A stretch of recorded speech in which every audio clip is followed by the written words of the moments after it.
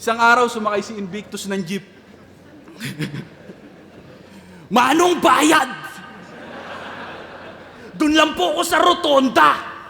Tol, sagot ko na yung lola. At para makakota, kasama pa pang kobra, bahala ka na po sa lahat ng mga sobra. Ulul, 20 lang binayad mo, puta. Ano pa alamang dito sa akin? Wordplay? Puta pare, alin? Yung mga banatang iyong layunin, isang adikain. Layunin, adikain, gets. Pero yung layunin mo, adikain, ano kahulugan yan, pare? Doon pa lang sa adik tsaka sa kain, mukhang malabo na mangyari. Nililito mo lang yung utak ng tao, yan yung galawan niya't modus. Sige, himayin natin maigi yung root ng wordplay niyang obnoxious, adikain.